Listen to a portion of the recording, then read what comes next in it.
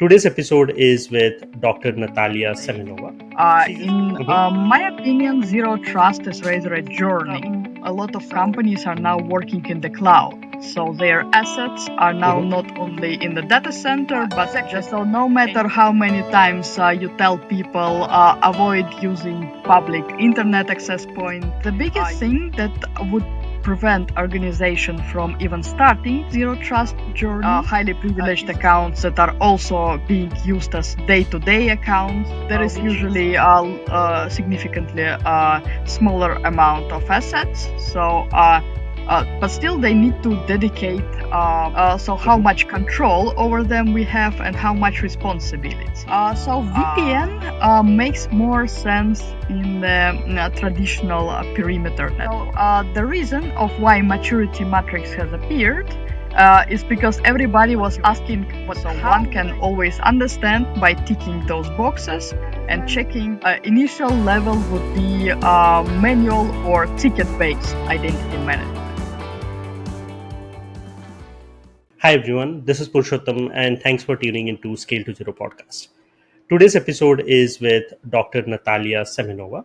She's a cybersecurity professional with over 15 years of international experience in the industry. Throughout her career, she has worked as a security consultant for Microsoft, Deloitte, and Google. Her current professional interests include IAM and MLSecOps governance. Thank you so much, Natalia, for joining with me today. Uh, Before we start, do you want to briefly share about your journey? How did you get into security? What do you do today? And like any highlights from your career? So I have been, as already mentioned, in cybersecurity for over 15 years, closer to 2 decades. I started my career in an academic environment. I completed my master's study in mathematics and I started my PhD in cybersecurity and cryptography. Mm-hmm. And at some point, I decided to leave academical sector for commercial, and my first assignment was in the area of identity and access management. I worked as a developer and as a consultant with multiple vendors. And after a successful career of over 8 years in this area, I moved on to a broader area. I was very interested in the cloud. Uh, in the cloud operations, so DevSecOps and in general architecture. And I also enjoyed my work for leading consultant companies such as Microsoft and Deloitte. And in the past 2 years, I'm excited to step a little bit aside and learn about machine learning, AI, and ML SecOps. Because there's something in the intersection of my PhD in mathematics and the cloud, which I'm always excited about. Lovely, lovely. So now that you've spent more time on ML, AI, and the operations part of it, what does a day in your life look like? So we generally ask this question to all of our guests, and we get unique answers. So what about you? What does a day in your life look like? As we talked just before this podcast started, I enjoy working and traveling. So here I am in my travel vehicle. I usually spend part of the day moving around, looking at something new. Then I do my work assignments. It usually takes 8 to 10 hours, depending on the load. And of course, I'm trying to have a good night's rest. So as when it comes to my working assignments, as I am an architect, so I'm getting assignment from a customer who has some Mhm. specific questions, some specific issues are relevant for their business. If we speak about ML AI, is that they want to leverage one or more cloud providers to do some analytics, uh, to do voice assistance, or even to see how machine learning can help them with their security operations tasks. But they want to Mm-hmm. ensure that whenever they onboard this, they won't create any new security holes, and that's when they need a security architect to guide them through to this journey. And my working day is combined from speaking with a customer on the phone, analyzing their documentation, and writing lots of documents as well. Anything from RFPs to uh, step-by-step guidance how to set up the environment, to Hmm. presentations, of course. Looks like you're working with many customers. You're learning from them. You are helping them get better at their security posture. That has a lot of impact to the customers, right? Um, so today we are going to talk about zero trust and security maturity models. So let's dive in. So before we start, why don't we set the stage with some basics? How would you define zero trust? Like in a very simplistic way, if you can help our audience understand what is zero Uh, trust. Many people think that zero trust is rather an architecture, so something that they can set up once and for all and just review periodically to keep it up to date. In Mm-hmm. my opinion, zero trust is rather a journey. So it's a constant improvement and constant assessment, a lot like DevOps. Mm-hmm. There are some key components there. Uh, that is why uh, many companies have published their approaches, how Mm-hmm. to engage in this zero trust journey. Uh, that usually all starts with identity and access management.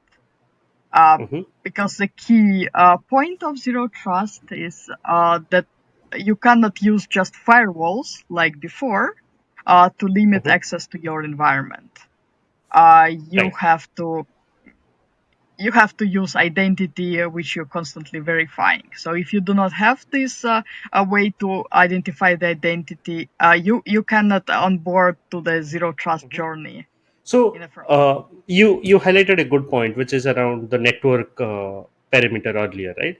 Like traditional, if you look at data centers, that was more focused on firewalls, network layer, and it was more focused on perimeter defense.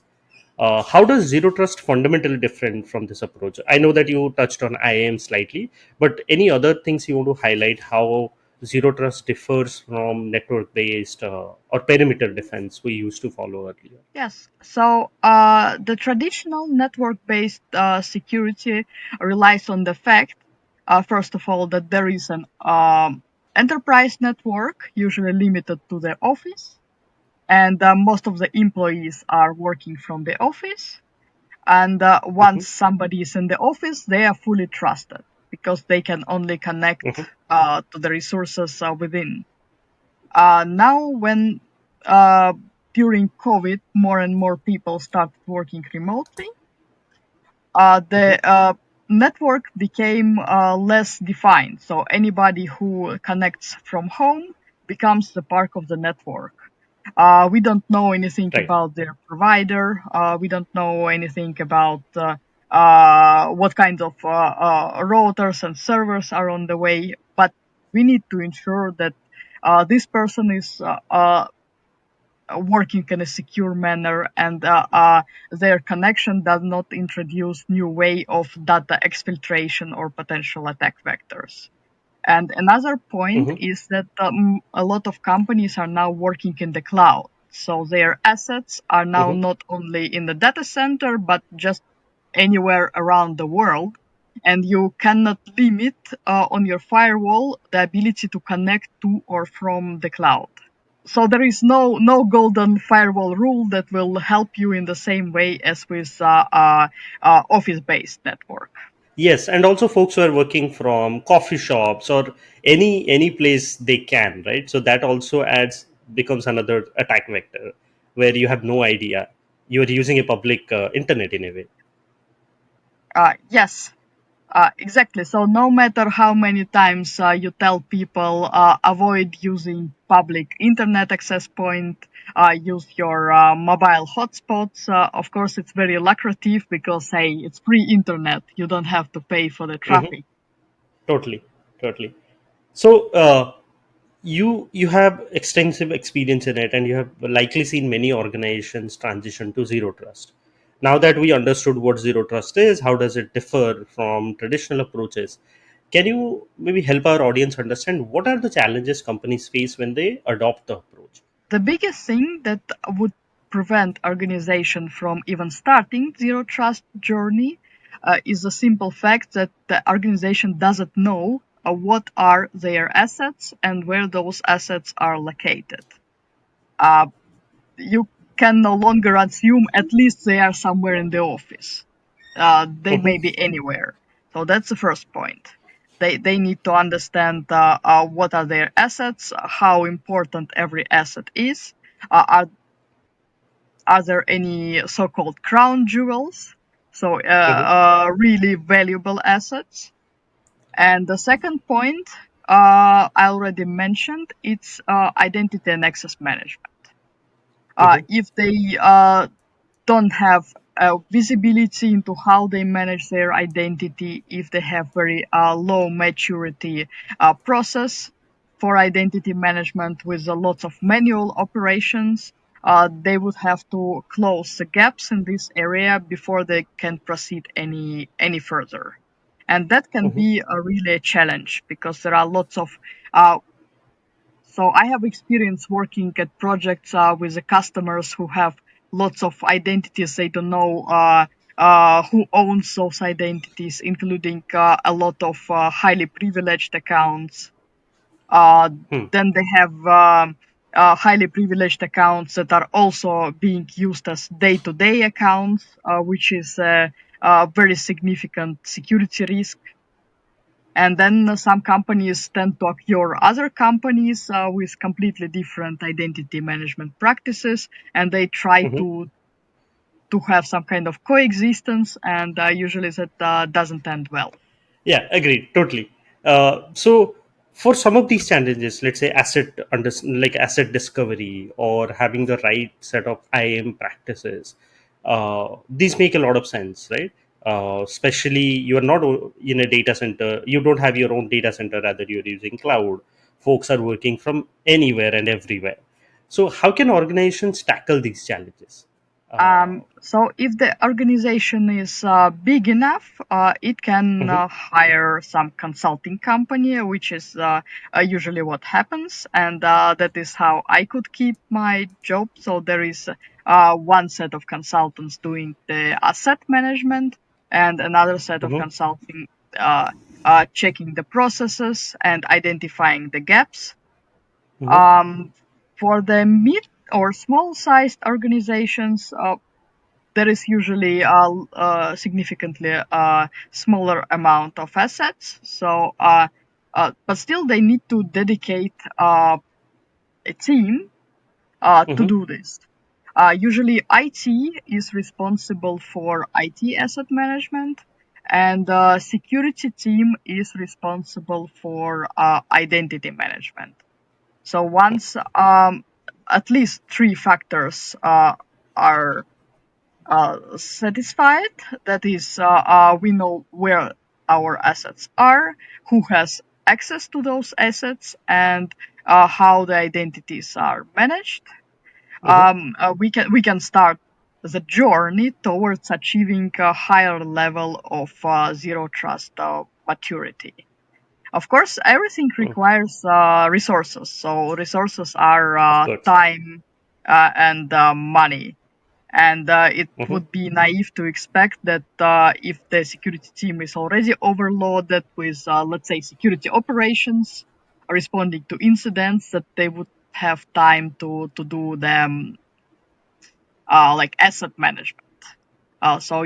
yeah. Organization may still to want to consider to hire a separate person who would Mhm. do this.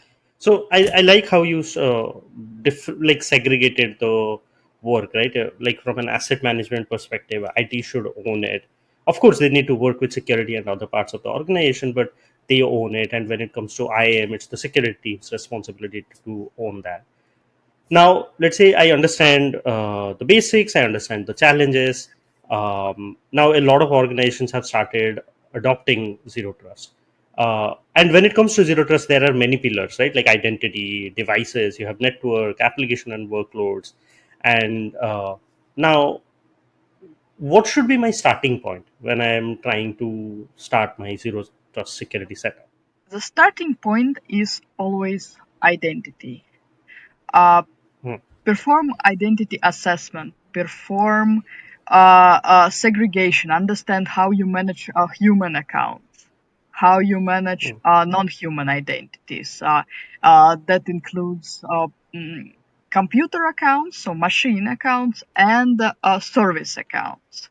Service Because accounts, yeah. very often all the concentration is on human accounts, because we all know this mantra that human is the weakest link in our Yes. cybersecurity posture. So we invest a lot in MFA, we invest a lot in training, but at the same Hmm. time, there could be a service account with a really high privileges, which has Hmm. some key, which is just stored on some public server, and it hasn't been rotated in 2 years. And in that case, so the security posture is only as weak as the weakest link, and in that case, the security account would be the weakest link.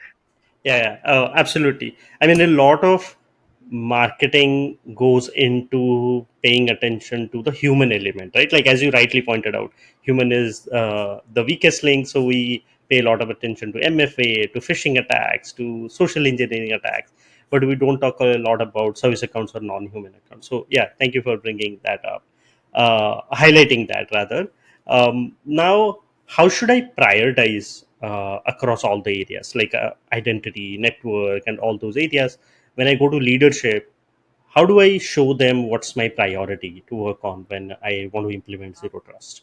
So I would set the top priority is on the asset management, to understand what kind of data do Mm. we have, Mm-hmm. what kind of systems, where are those Mm-hmm. systems, are those on-premise or cloud, so how Mm-hmm. much control over them we have and how much responsibility. One example is this cloud shared responsibility model. When in certain cases we are not even responsible for anything except for access management to our data. Mm-hmm. So, because unless you know how much you have to defend and how many gaps you have, you cannot come up with Mm-hmm. a really good roadmap, and you cannot estimate how much effort, how much money you would have to invest. And one Right. thing I would like to warn about is just to buy some kind of magical solution from some vendor who says it's like total zero trust. Just buy it, install it, and you will achieve zero trust. So it's not gonna happen.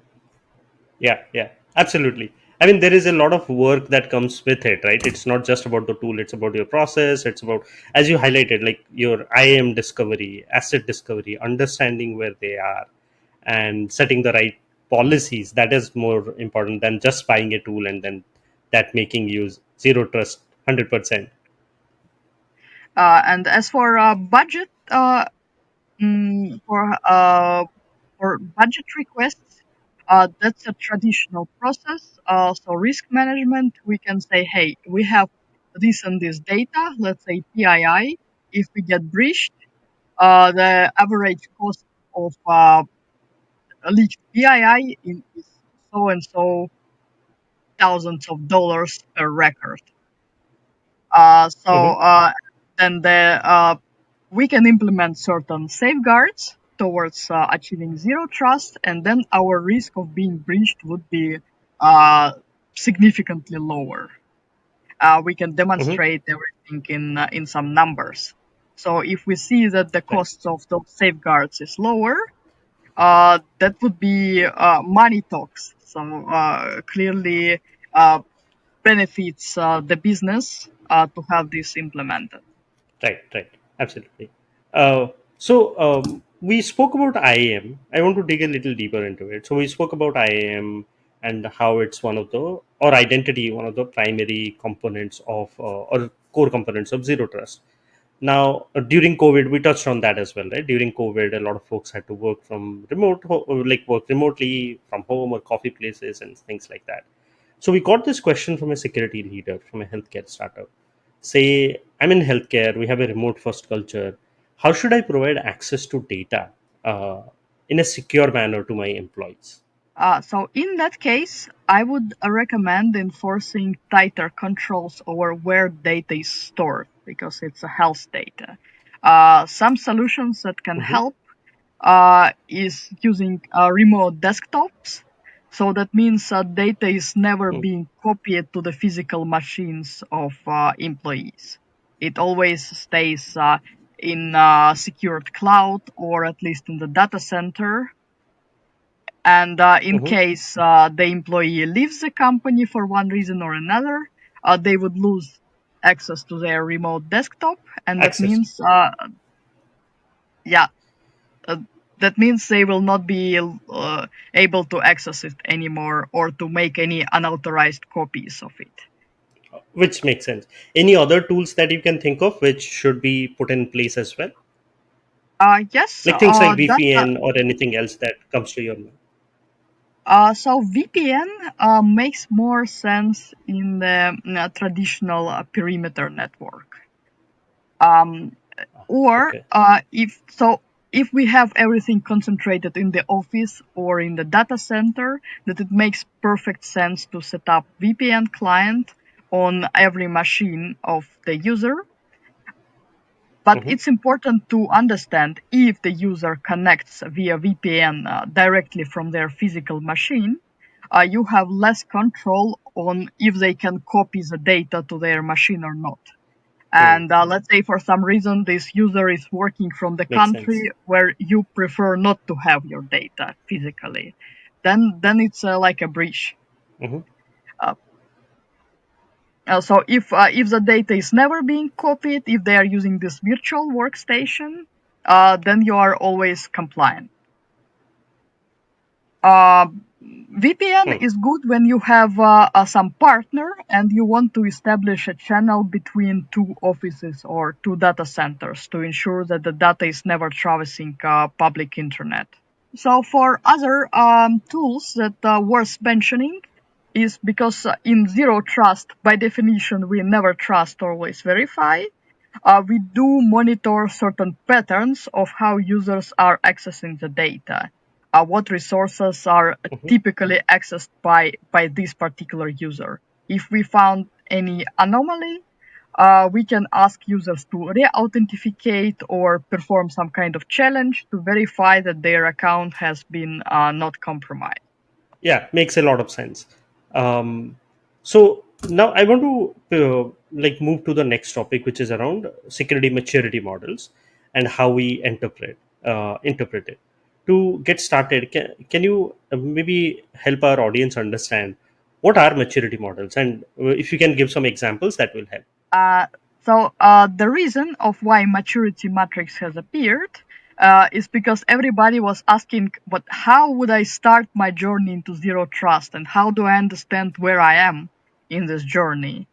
Uh, Hmm. Certain public organizations like NIST, like Cloud Security Alliance, um, and some others came up with their frameworks to define uh, what is uh, what is the current stage of zero trust implementation that Hmm. the certain organizations belong to.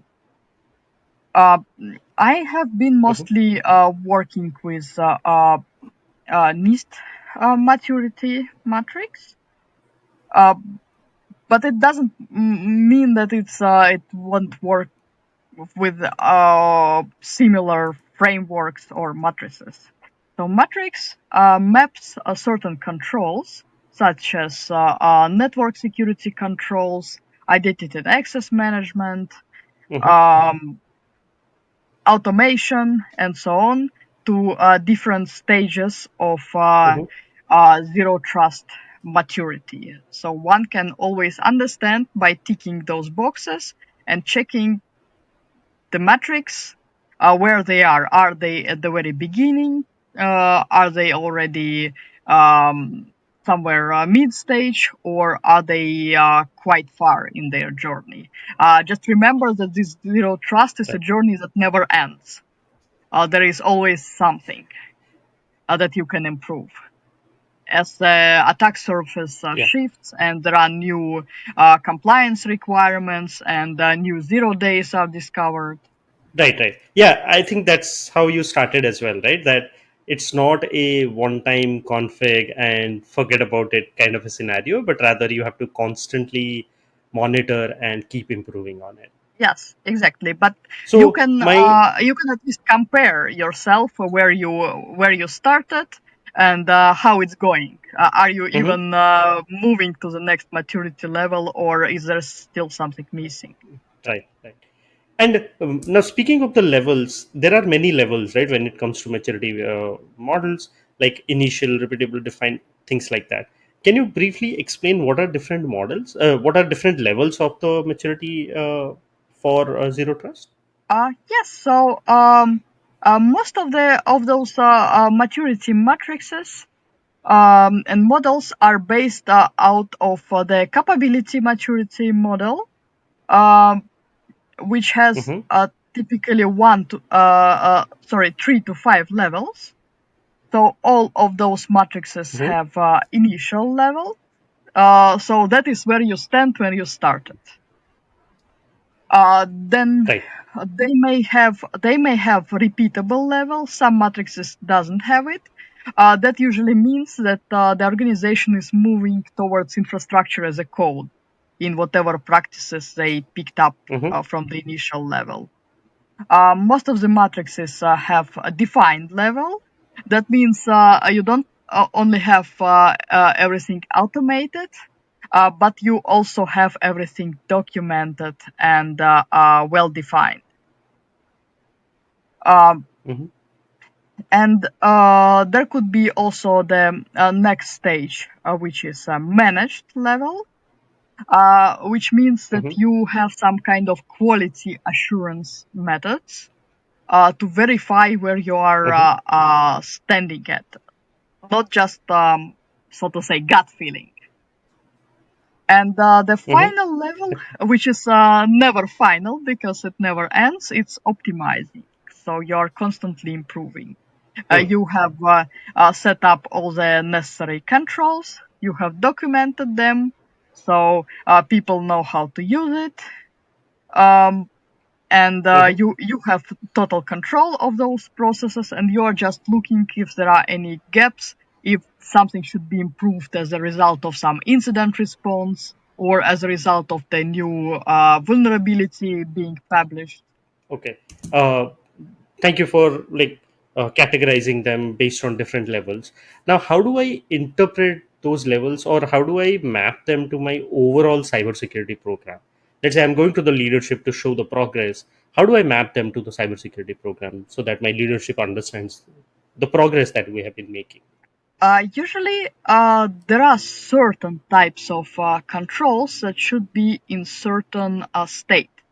If we talk about the basis, Mm-hmm, about identity and access management, initial level would be manual or ticket-based identity management. When mm-hmm, employee is coming uh, to a new role in the organization, then the service ticket is created, and then administrators use manual labor or just some scripts to create all the necessary accounts and assign permissions. So that's initial level. mm-hmm, Um, in that regards, the infrastructure as a code or some kind of automation. So the next level would be to have a system that looks into HR database, looks at the position of this mm-hmm. person, and automatically, without creating a ticket, assigns some rights. And if this employee is changing their position, the system looks again and revokes the rights that should no longer be assigned and assigns some new set of rights. That would be this Right. second level, repeatable level.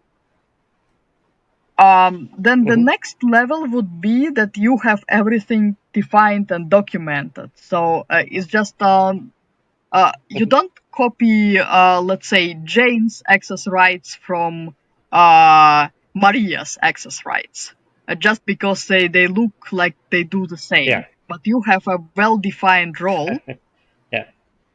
and you can explain why they have the rights they have, and what to do if you Right. have to have some exception. Let's say Maria is now assigned to some temporary project within the company, which requires that she has some rights for 2 months.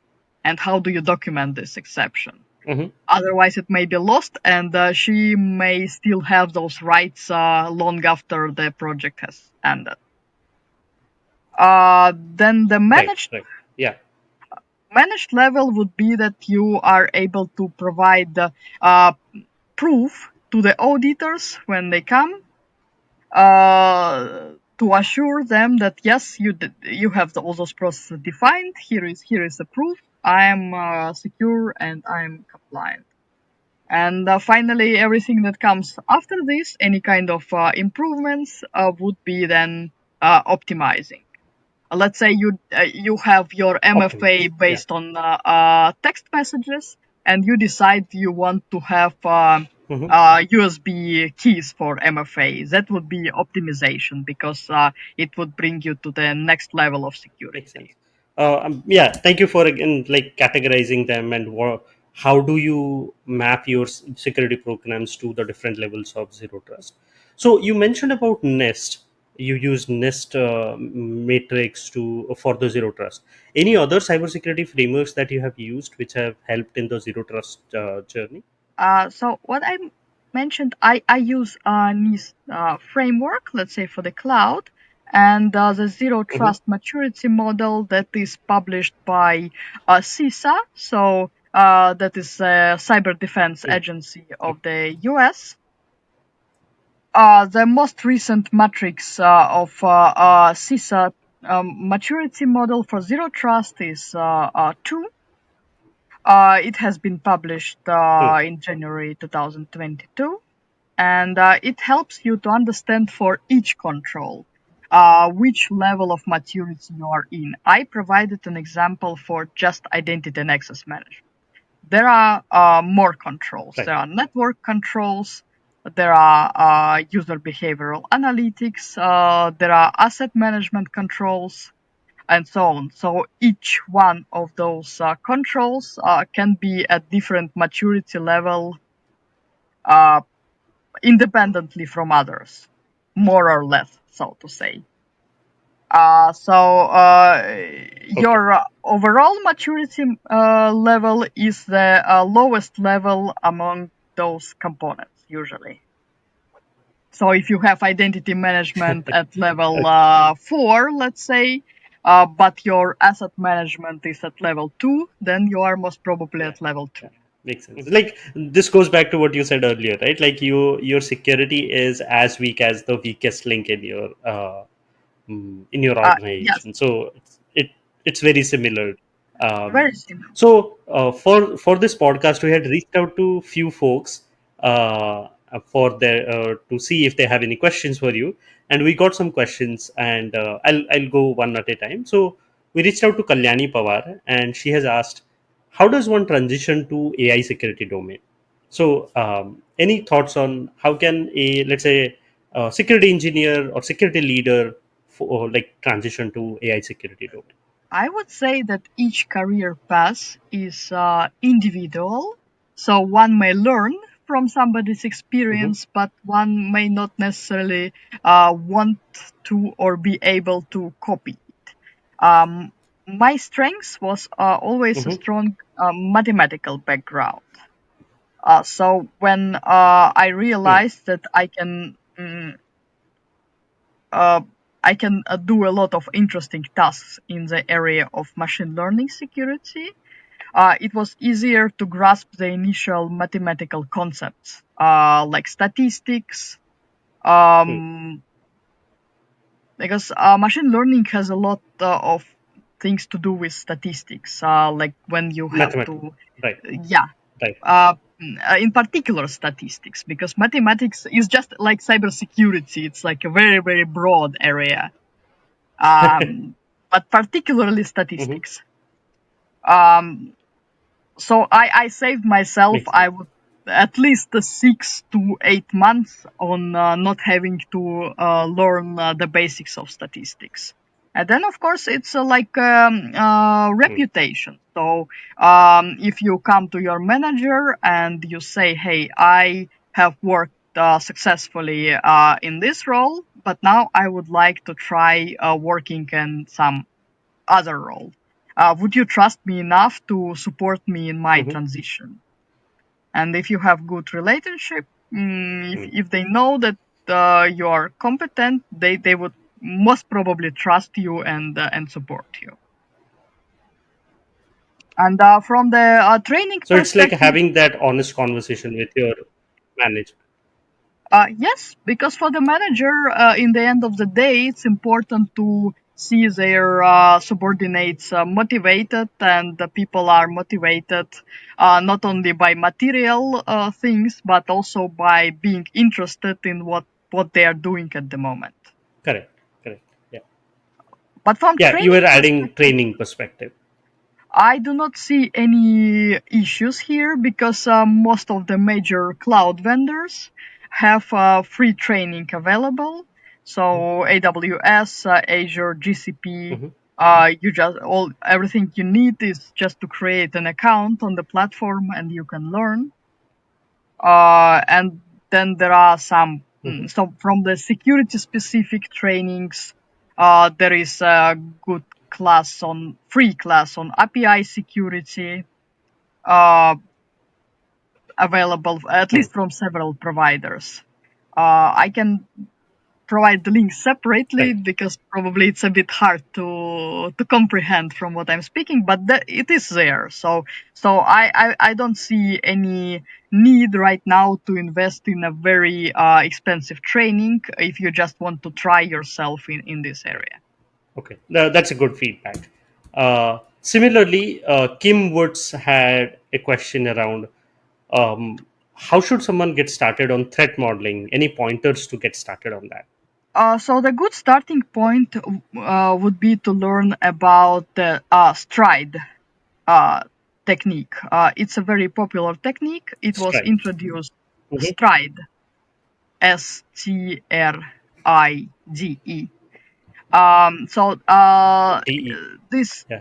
yes. So every letter stands for some kind of attacks that hackers can do against your system. For example, S stands for spoofing, and T stands for tampering, and R stands for repudiation, and so on. So it has been around for quite a Mm. while. It's quite popular, and it has been published Hmm. by Microsoft, and certain people who no longer work for Microsoft still continue development of this framework and the tools that can help anybody who's Hmm. doing threat modeling to do their threat model against this framework. So that's a good starting point. And after this, Right. there are lots of threat models that are specific to certain property.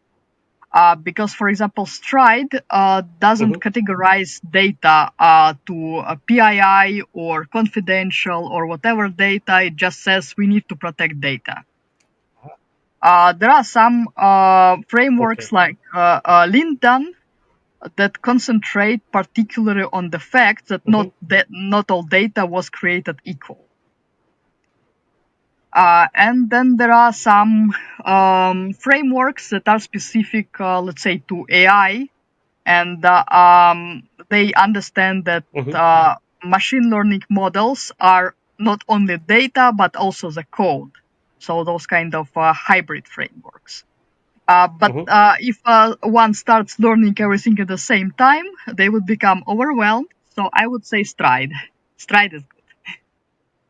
Okay. So it's a good starting point. Yeah. Thank you for Yeah. that recommendation. So that brings us to the end of the podcast. Thank you, Natalia, for the insightful conversation. Here is a summary from our conversation. The first one is zero trust is a continuous journey. It's not like a set it and forget it type of a program. Organizations need to invest not only to set it up initially, but also keep monitoring and improving the program. The second one is for adoption of zero trust, some of the biggest challenges arise from asset discovery and identities discovery. Having a clear picture of all the assets and identities and their role in the overall organization plays a huge role in the zero trust program. The last one is identity is a core component of zero trust. IAM assessment and segregation between humans, non-humans, and external identities help organizations understand what is the internal attack surface, the external attack surface, and also plan for the best possible zero trust policy. Thank you. But before I let you go, one last question, which is any reading recommendation that you have for our audience? Like it could be a blog or a book or a podcast or anything. So I have been recently reading quite a lot of books, and the one that came to my mind is called Chaos Security Engineering.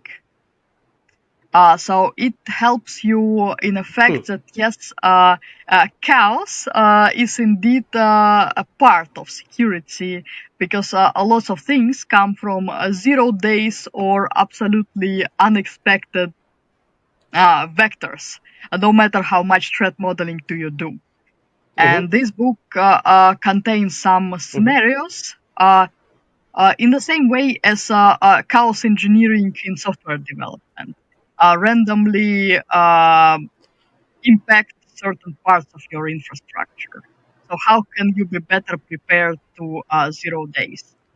So, yeah, that brings us to the end of the episode. Thank you so much, Natalia, for joining and sharing your learning with us. Thank you for inviting me. Thank you. Uh, and to our audience, thank you everyone for watching. See you in the next episode. Thank you.